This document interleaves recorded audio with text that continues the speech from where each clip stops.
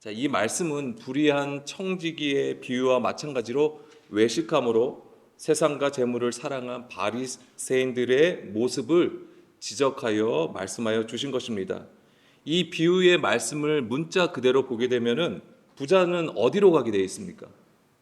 예, 지옥에 가 있습니다. 음부에 가게 되어 있고 거지, 즉 가난한 자를 얘기하는 것입니다. 거지는 이 가난한 자는 이제 천국에 가는 것으로 볼 수가 있습니다. 그렇다면 이 비유가 주는 교훈을 우리는 어떻게 받을 수 있을까요? 문자 그대로 보자면 부자는 이 세상에서 자기 욕심대로 호화롭게 잘 살았으니까 이제 죽어서는 이제 지옥에 가게 되는 것이고, 거지는 욕심을 버리고 힘들고 어렵게 살았으니까 죽어서는 보상 개념으로 이제 천국에 들어가는 그 말씀으로 우리가 교훈을 받을 수 있을까요?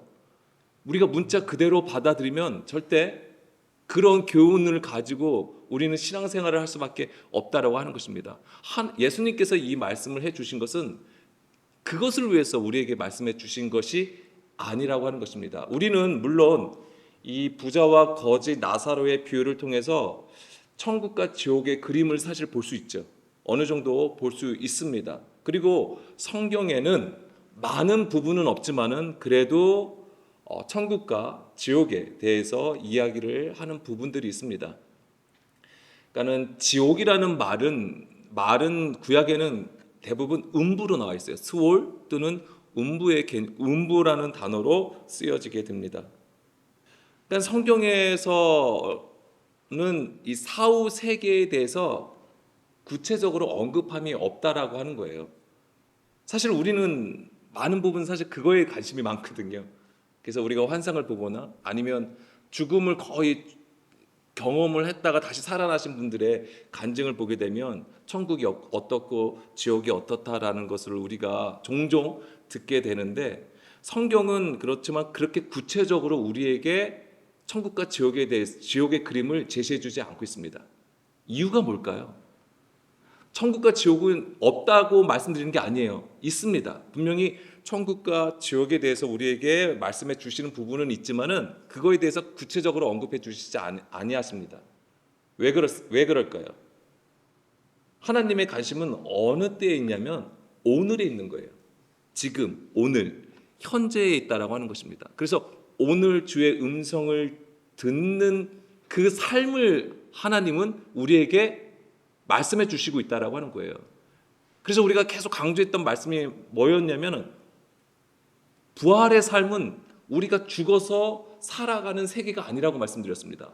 지금 오늘 이 땅에 우리가 누려야 되는 삶이라고 하는 것입니다. 그 부활의 삶을 통하여 우리는 이 땅에서 그 하나님의 생명과 영광을 나타내야 된다고 하는 것이죠. 다른 종교들은 사후 세계에 대해서 굉장히 구체적으로 잘 묘사하고 있죠. 교회 내에서 말하고 있는 지옥이나 천국의 그림들은 대부분 다른 종교의 영향을 사실 많이 받고 있어요. 불교라든가 조로아스터교의 영향을 많이 받아서 그 이미지를 가지고 있습니다. 성경에는 그렇게 구체적으로 나와 있지는 않아요. 왜냐하면 좀 전에도 말씀드린 것처럼 오늘 지금의 하나님은 관심을 가지고 있기 때문에, 그곳에 생명이 있음을 말씀해 주시기 때문에 그렇습니다. 그것이 바로 이제는 오늘 이제 말씀 중에 보겠지만은 나사로가 아브라함의 품에 들어가는 것과 관련이 있다라고 하는 거예요. 그게 어떤 미래의 사후 세계에 일어날 일이 아니라 현재, 그것이 바로 이 나사로가 아브라함의 품에 들어간 것과 관련되어 있다라고 하는 것입니다. 그것은 이제 잠시 후에 나누기로 하고요. 먼저 19절에서 21절 말씀 보겠습니다. 한 부자가 있어 자색옷과 고운 베옷을 입고 날마다 호화롭게 즐기더라. 그런데 나사로라 이름하는 한 거지가 헌데투성이로 그의 대문 앞에 버려진 채 그 부자의 상에서 떨어지는 것으로 배불리려 하매 심지어 개들이 와서 그 헌데를 핥더라라고 했습니다. 한 부자와 거지 나사로가 나옵니다. 여기서 부자는 세상에서 말하는 물리적으로 부유한 자를 말하는 것은 아닙니다. 이 부자는 누가복음 16장 14절 말씀에서 보게 되면은 돈을 좋아하는 바리새인들을 가리키는 것입니다. 예수님께서 이 부자와 거지의 비유를 말씀하시는 것은 누구에게 말씀하시는 거냐면 바로 바리새인들에게 말씀을 하신다라고 하는 것입니다. 그러면서 14절에서는 분명히 이 바리새인들은 돈을 좋아한다라고 표현하고 있는 것이죠. 14절 보여주세요. 예. 자, 바리새인들이 돈을 좋아한다고 하는 것은 욕심을 부려서 재물을 탐내는 것이 아니라 그들이 추구하는 만몬, 그들이 가장 신뢰하는 율법으로 하나님을 섬기는 구조를 말하고 있는 것입니다. 예, 이거 지난 시간에도 말씀드렸듯이 만몬은 신뢰하는 어떤 것이에요. 어떤 것을 가장 신뢰하는 것을 만몬이라고 하는 것이고, 오늘날 세상은 대부분 재물, 돈이었기 때문에 우리가 돈 또는 재물로 해석하는 것뿐입니다. 근데 본래 의미는 신뢰하는 어떤 것이에요. 그렇다면 종교 지도자들, 바리새인 서기관들이 가장 신뢰하는 것은 무엇이었을까요? 생활면에서는 그들은 엄청나게 검소한 생활을 했습니다. 그들이 가장 신뢰하였던 것은 율법이었던 거예요. 율법. 근데 그 율법 안에 생명을 보지 못하고 자기들이 상황과 자기들의 경험을 통하여서 그것을 해석하여서 가르쳤던 것이죠. 그 율법을 신뢰하였던 것입니다. 그래서 그 율법을 따라서 그것을 지키면은 하나님 앞에 의로운 것이고, 그것을 지키지 않으면 불법을 행하는 죄인으로 판명을 했던 거예요.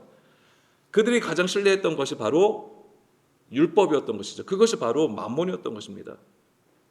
그것에 대해서, 그것을 가지고 부자로 성경은 말하고 있는 것입니다. 그래서 율법 안에서 참 하나님을 알지 못하고 자기들의 필요를 채우는 하나님을 찾고 구하였던 것입니다. 자, 마태복음 19장 23절 말씀입니다. 예수께서 제자들에게 이르시되 내가 진실로 너희에게 이르노니 부자는 천국에 들어가기가 어렵다라고 했습니다. 자, 부자, 부유한 자를 뜻하는 것이지만 다른 사람보다 부유하고 풍부한 삶을 산다는 이유로 천국에 들어가지 못한다. 그러면 이것 자체도 공정하지 않은 것이죠. 예. 부자이기 때문에 너는 천국에 못 들어가. 이것 자체도 공정한 것이 못 되는 것이죠. 여기서 부자는 바로 물질을 탐하는 자로 하나님의 뜻과 상관없이 자기 소유, 자기의 의를 쌓는 것을 가리킵니다.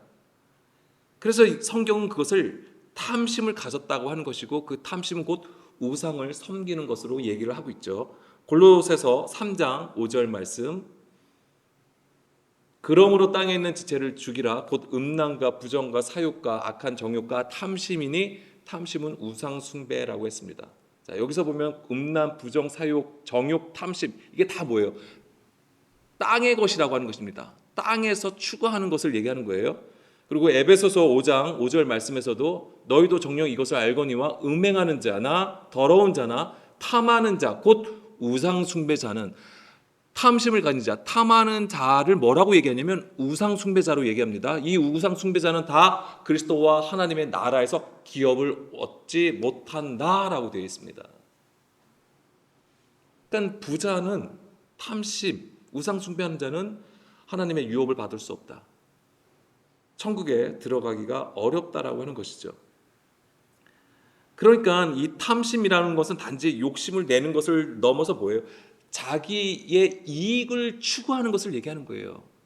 그럼 이것이 율법 안에서도 이루어진다고 하는 것이죠. 성전 유대교 안에서도 율법을 해석하여 하나님을 섬기는 것으로도 이 욕심을 낼 수 있다라고 하는 것입니다. 왜냐하면 그래야지 자기가 의롭다라고 하는 평가를 받게 되고, 그래야지 자기가 하나님의 백성으로서 살아갈 수 있다라고 믿었기 때문에 그렇습니다. 사실 대부분의 유대인들이 가지고 있는 천국의 개념, 사후 세계의 개념은 바로 여기 있었던 거예요. 자기들이 가진 율법 안에서 잘 지킴으로써 자기들이 천국 백성으로 보장받을 수 있다라고 믿었던 것입니다. 그렇지만 그것이 다 자기의 의를 세우는 불법의 과정이었던 것이죠. 오히려 하나님과 멀어졌던 것입니다.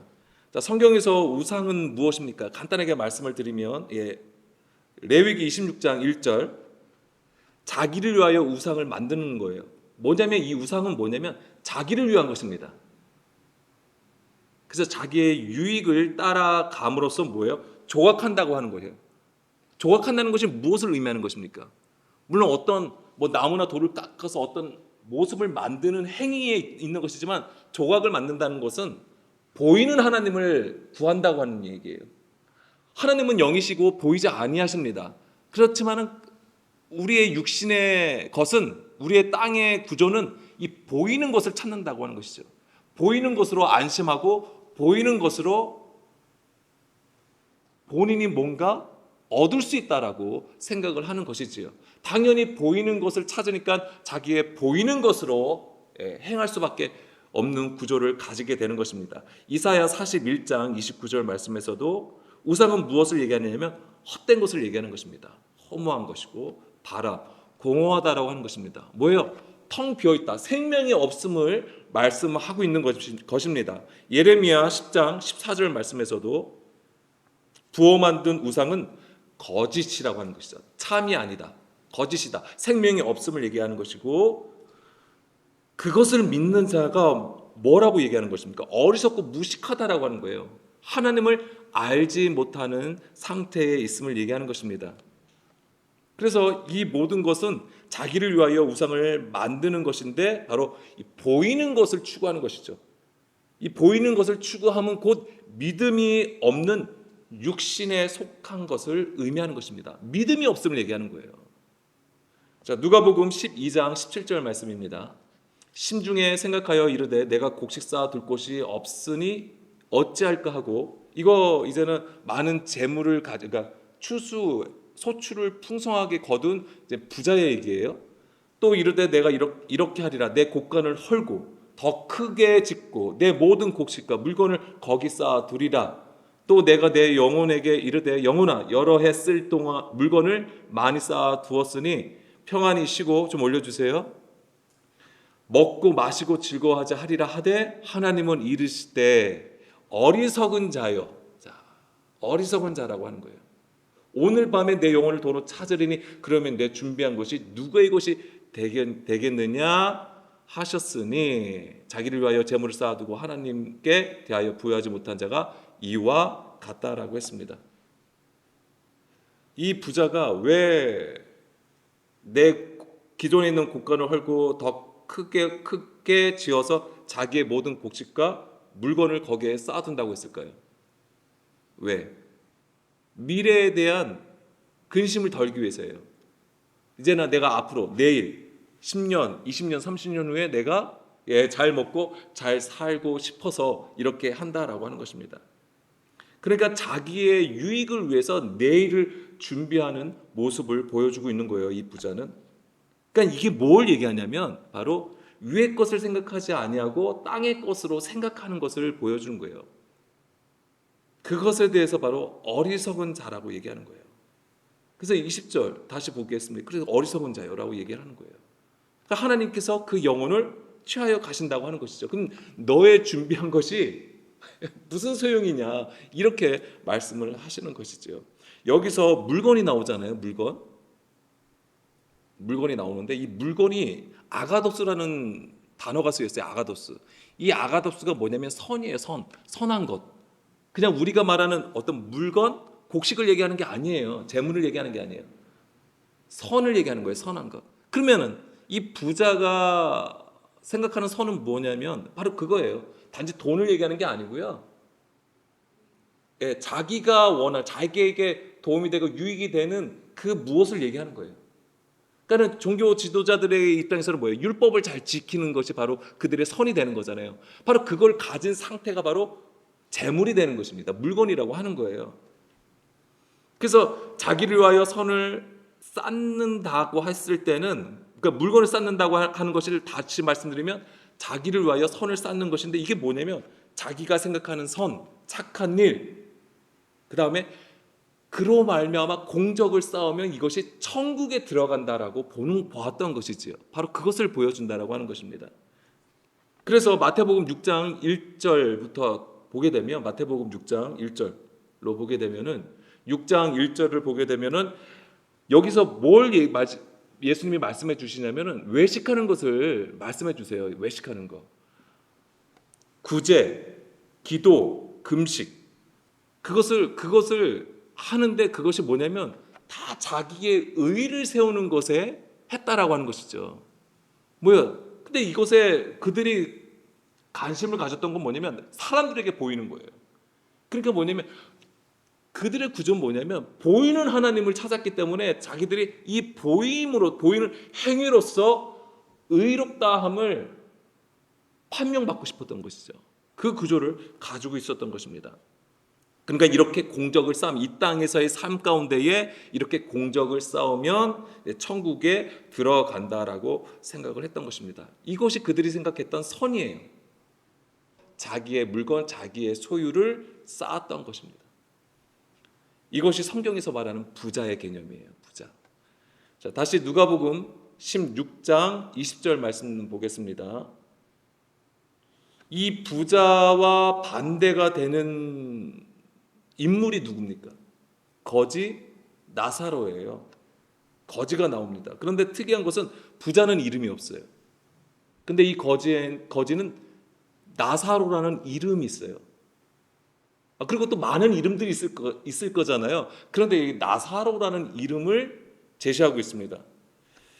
자, 부자의 이름이 등장하지 않은 것은 무엇을 의미하는 것이냐면은 바로 이 하나님 앞에 정체성이 없음을 얘기하는 거예요. 그 생명이 없음을 얘기한다라고 하는 것입니다.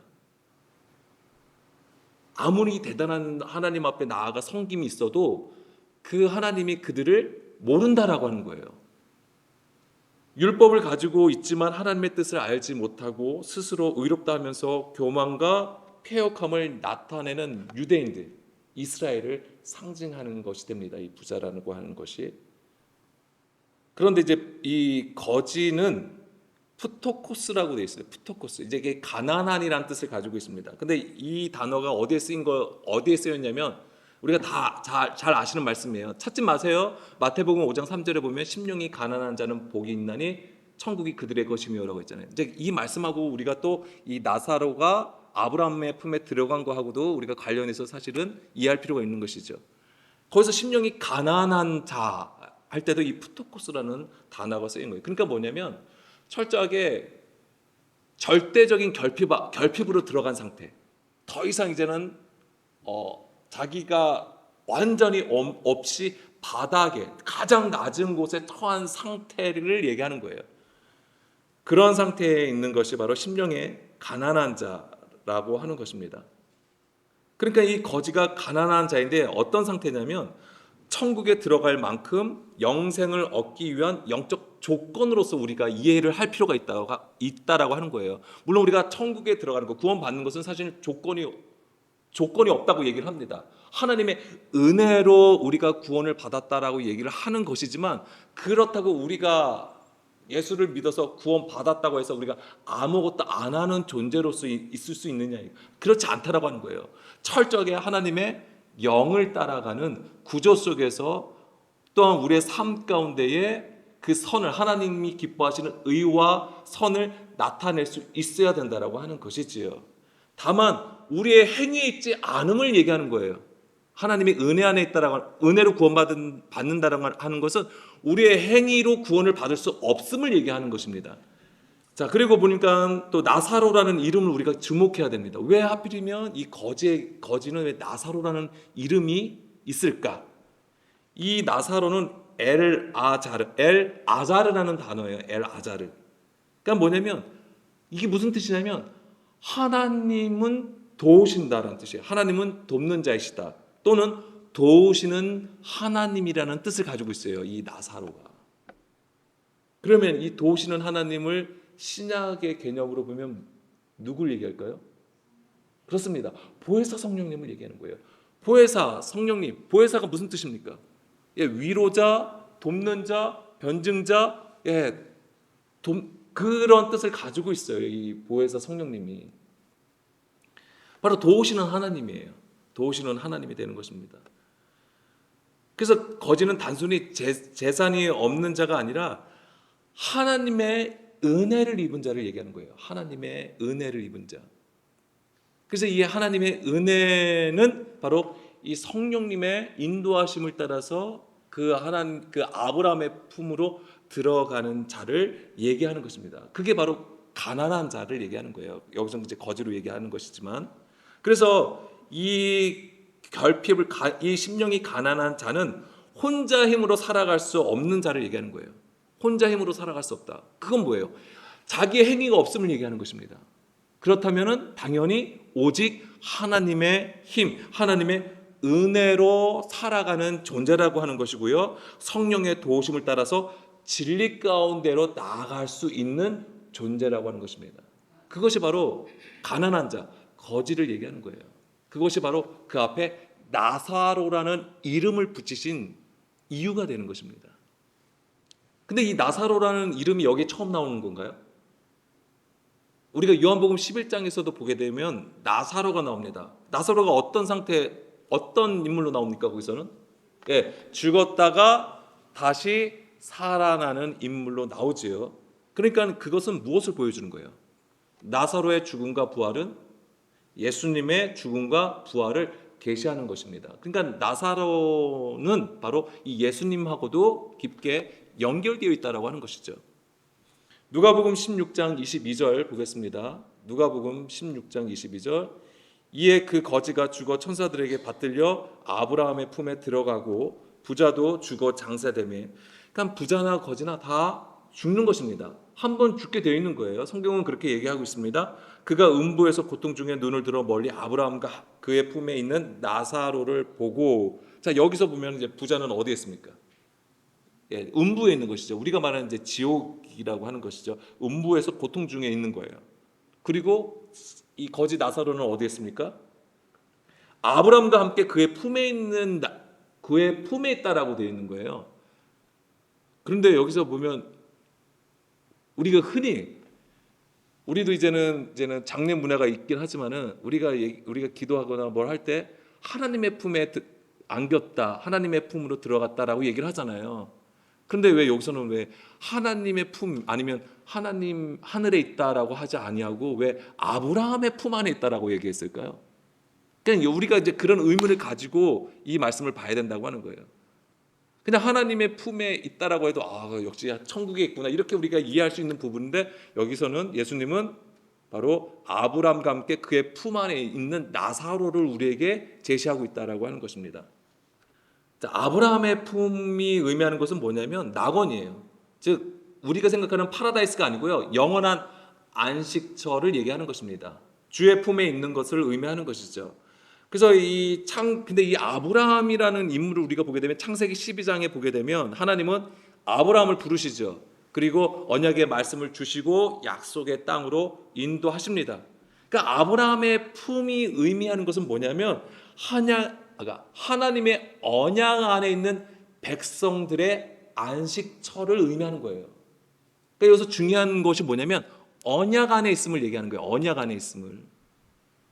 그렇다면 마가복음 12장 26절 우리가 이것을 기억을 해야 됩니다. 죽은 자가 살아난다는 것을 말할진대 너희가 모세의 책 중 가시린 나무 떨기에 관한 글에, 자, 이 앞에는 뭐에 대한 거냐? 부활에 대해서 지금 얘기하고 있는 거예요.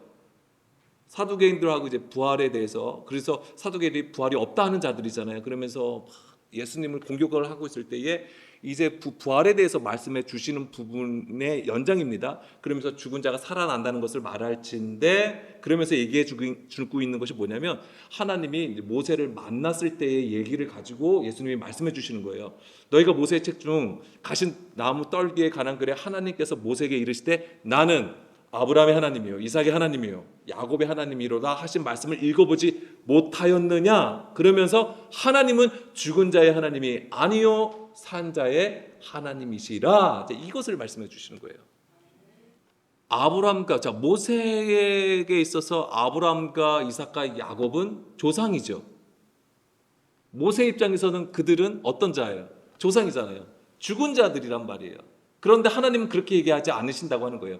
그들을, 아브라함과 이삭과 야곱을 뭐라고 하시는 거예요? 산자로 말씀하시는 거예요. 그래서 내가 아브라함의 하나님, 이삭의 하나님, 야곱의 하나님이라고 하면서 나는 죽은 자의 하나님이 아니야, 산자의 하나님이라고 얘기하는 거예요. 그럼 이것을 산자의 하나님으로 말씀하신 것은 근거가 뭐냐 이거죠. 아브라함과 이삭과 야곱은 어디 안에 있는 자들을 얘기하는 거예요? 하나님 안에인데 좀 전에 말씀드린 것처럼 언약 안에 있는 자들이라고 하는 거예요. 그래서 하나님의 언약을 붙들고 그 말씀을 따라 순종하여 온 믿음의 선진들이라고 하는 거예요. 그 언약 안에 있는 자들을 향하여 산자라고 하시는 것이고 나는 그들의 하나님이라고 얘기하는 거예요. 그러니까 모세에게도 지금 너가 죽은 자 같이, 지금 모세의 처지는 뭐예요? 죽은 자 같이 있는 거잖아요. 광야에서 도망자로 쫓겨 애굽에서 나와서 지금 미디안 광야에 있는 거잖아요. 거기서 뭐예요? 죽은 듯이 그냥 양이나 치면서 이들과 함께 있는 거잖아요. 그러니까 죽은 자의 신사 같았지만은 그 모세에게 떨기나무의 불꽃으로 임하셨다고 하는 거예요. 그게 뭐예요? 죽은 자 같은 자에게 하나님의 영이, 성령이, 그 불이 임하신 거잖아요. 그게 바로 모세에게 임한 하나님을 보여주는 그림이라고 하는 거예요. 그럼 지금 모세도 뭐예요? 죽은 자 같았지만 너도 뭐예요? 산자로 하나님께서 세우셔서 하나님의 언약을 이루시겠다라고 말씀해 주시는 거예요.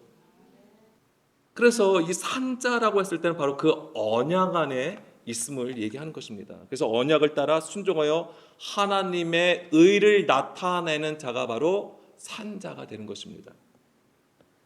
자, 거지 나사로, 다시 이제 누가복음 16장으로 보게 되면 거지 나사로가 아브라함의 품에 안긴 것은 그게 아까 좀 전에 그 언약 백성의 안식처가 된다라고 말씀을 드렸잖아요. 그와 마찬가지로 진정한 산자로 만드는 자가 하나님이 누구냐 이거죠. 바로 그 가난한 자, 심령이 가난한 자. 그래서 우리가 마태복음 5장 3절에서도 심령이 가난한 자가 천국은 그들의 것이라고 얘기해 주시는 거예요. 그들이 하나님 나라를 소유한다. 지금 뭐예요? 그 중심에 자기의 의가 없는 상태잖아요. 자기의 의가 없는 상태에서 오직 하나님의 영이 그 안에 계심으로써 통치하심을 얘기해 주시는 거예요. 그래서 그 심령이 가난한 자는 오직 하나님의 의를 따라가게 되는 것이죠. 그것 자체가 바로 하나님 나라고 부활의 삶이라고 하는 거예요. 바로 이제 거진 나사로가 아브라함의 품에 들어간 것은 바로 그런 것들을 우리에게 보여준다라고 하는 것이죠. 그래서 이 아브라함의 품에 들어가려면 나사로의 그 이름처럼 하나님의 루아흐, 하나님의 영, 그 영의 인도하심, 도우심을 반드시 받아야 한다고 하는 거예요. 바로 거진 나사로는 그것을 보여준다라고 하는 것입니다. 근데 그것이 어떻게 가능할까요? 실제로는 그가 행위로서 자기의 의로서 아브라함의 품에 들어갈 수 없잖아요. 오직 성령의 도우심을 받아야지만 들어간다고 했잖아요. 그러면 이 성령의 도우심을 어떻게 우리가 받을 수 있냐고요.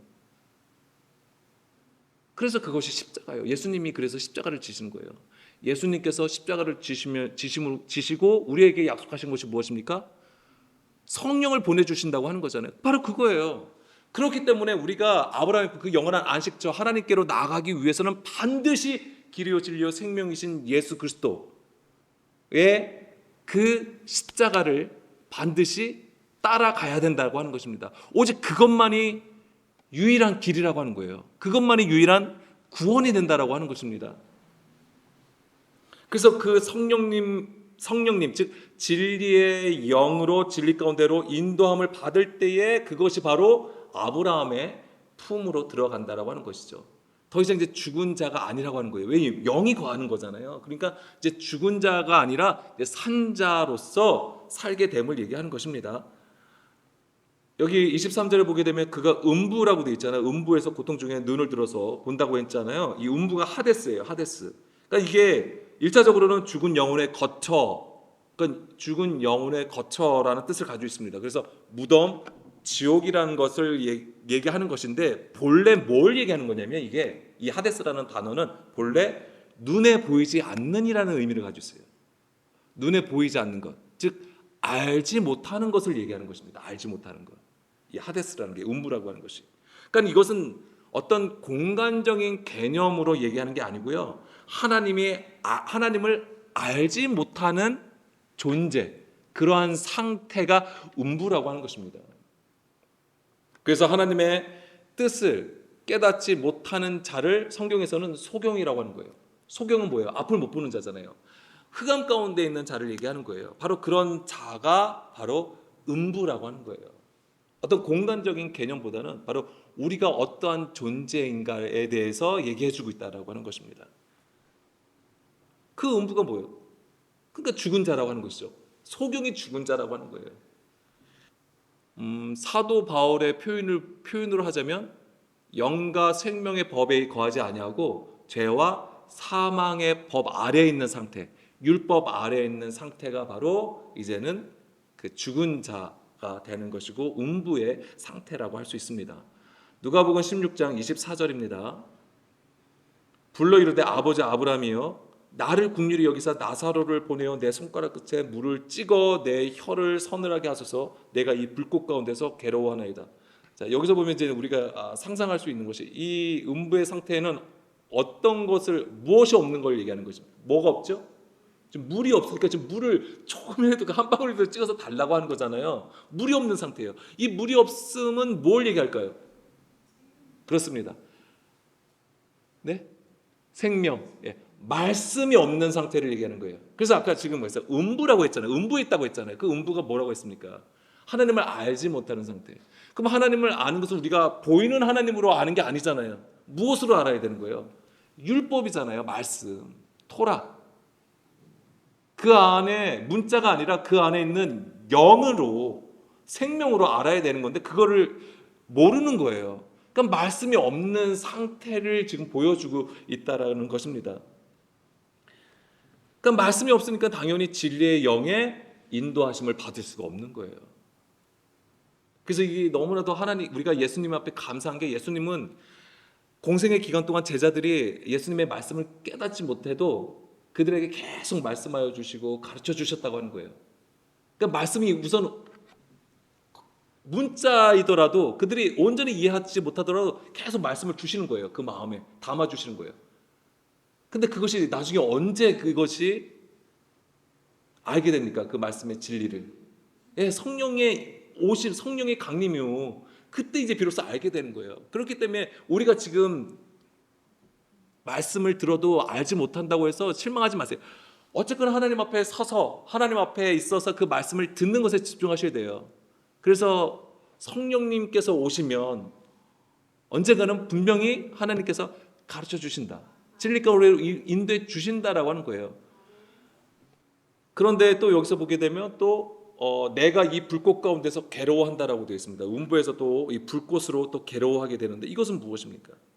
성령의 징계하심으로 계속 고통 중에 있다라고 하는 거예요. 그러니까 우리가 말씀이 있어도 깨닫지 못하고 계속 우리가 육신의 것으로 생각하면 계속 뭐예요? 성령님은 우리를 어떻게 하십니까? 계속 징계하신다. 소멸하는 영, 심판하는 영으로 우리를 계속 징계하신다고 하는 거예요. 그럼 당연히 우리는 고통 중에 있을 수밖에 없는 것이죠.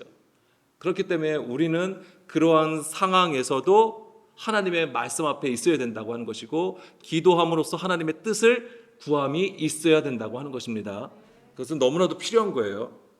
자, 25절 보겠습니다. 아브라함이 이르되 예 너는 살았을 때에 좋은 것을 받았고 나사로는 고난을 받았으니 이것을 기억하라. 이제 그는 여기서 위로를 받고 너는 괴로움을 받느니라. 자, 나사로가 고난을 받았다라는 표현을 물론 나사로가 어떤 실제의 삶 가운데에 아까 저는 20절, 21절 보면 뭐라고 되죠? 이게 개가 와서 그 혼대를 다 핥았다. 그러니까 그게 얼마나 또 고통 중에 있겠냐고요. 뭐 그런 고통으로도 우리가 이해할 수 있는 부분이지만 아까 나사로의 죽음과 부활은 예수님의 죽음과 부활을 계시한다고 했잖아요. 그러니까 나사로가 고난을 받았다고 하는 것은 예수님의 공생의 기간 동안 진리를 따라감으로써 고난 받음을 또한 얘기하고 있다라고 하는 것입니다.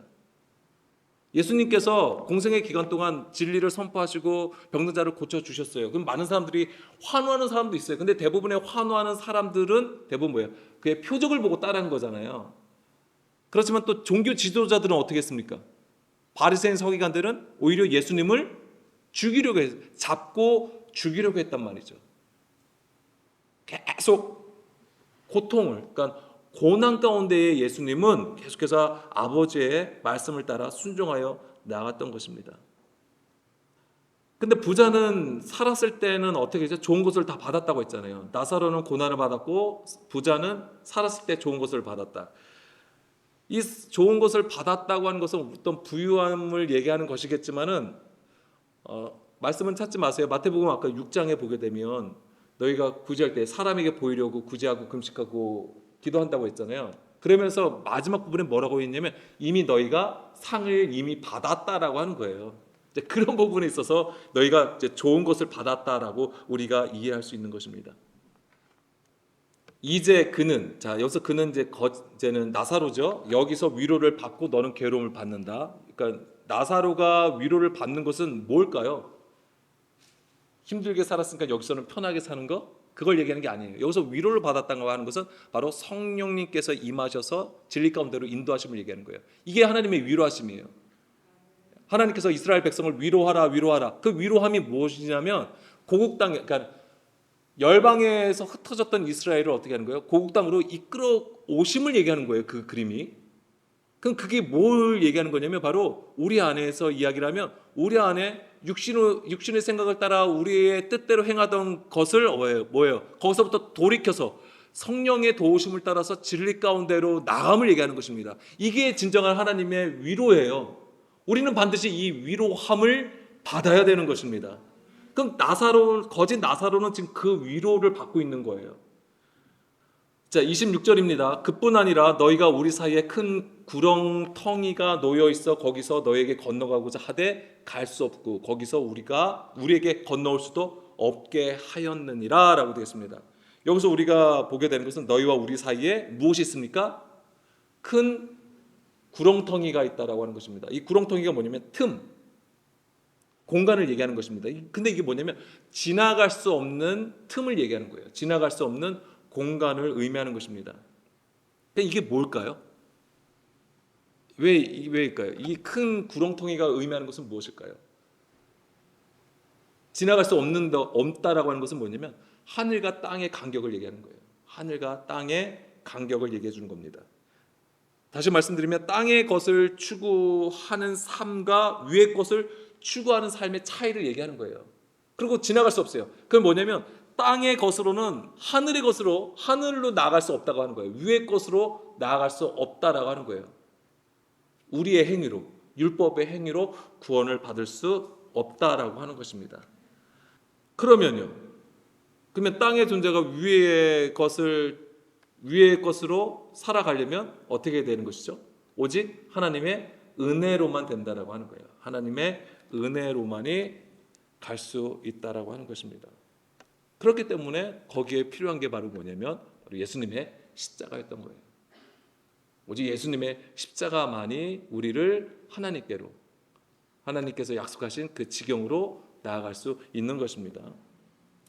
그리고 이제 마지막 부분이 이제 27절에서 31절 말씀인데요. 그러니까는 이 부자가 뭐라 그러냐면 그러면 아버지여 구하오니 나사로를 내 아버지의 집에 보내소서. 내 형제 5이 있으니 그들에게 증언하게 하여 그들로 이 고통받는 곳에 오지 않게 하소서라고 했어요. 그러니까 지금 이 부자가 지금 다급해지는 거예요. 그럼 나는 지금 여기 있지만 나의 형제들, 나의 가족들은 이곳에 오면 안 되겠구나라고 해서 이 부탁을 합니다. 아브라함이 이르되 그들에게 모세와 선지자들이 있으니 그들에게 들을지어다. 이 모세와 선지자들이 있다라고 하는 것은 무슨 얘기입니까? 율법이 있음을 얘기하는 거예요. 하나님의 말씀이 그들에게 있다라고 얘기해 주시는 거예요. 30절 이르되 그렇지 아니하니이다. 아버지 아브라함이여 만일 죽은 자에게서 그들에게 가는 자가 있으면 회개하리이다. 이렇게 얘기합니다. 그러니까 부자의 생각은 뭐냐면 나사로가 죽었잖아요. 지금 죽은 자가 살아서 그들 앞에 나타나면 그들이야 얼마나 놀라겠냐고요. 그렇지만 이게 어마어마하게 큰일이거든요. 자기들이 가진 상식을 뛰어넘은 초월적인 일이 발생했잖아요. 그러면 믿을 것이라고 하는 거예요. 그러면 하나님을 바르게 믿어서 이 음부에 오지 아니할 것입니다. 이렇게 얘기를 하는 거예요. 그러니까 31절에 모세와 선지자들에게 듣지 아니하면 비록 죽은 자 가운데서 살아나는 자가 있을지라도 건함을 받지 아니하리라 하였다 하시니라. 여러분은 어떠실 것 같아요? 내가 정말 사랑하는 자, 지금은 죽었지만 지금 이 자리에 없는 자가 갑자기 살아나서 내 앞에서 있다고 생각을 하시면 어떨 것 같아요? 정말 온 마음과 뜻을 다해서 온전히 그냥 신앙생활을 하실 수 있으실 것 같아요? 철저하게 회개하면서 이 땅에 욕심 다 버리고 하나님의 뜻대로 온전히 살아가실 수 있으실 것 같아요? 이걸 아셔야 돼요. 예수님께서 아까 죽었다가 살아나셨죠. 그러면 온 세상이 하나님을 믿었습니까? 아니에요. 안 믿었어요. 오히려 그것이 거짓말이다.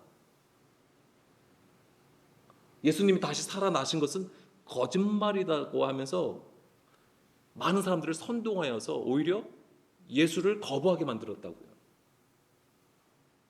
오늘도 마찬가지예요. 오늘날에도 마찬가지입니다.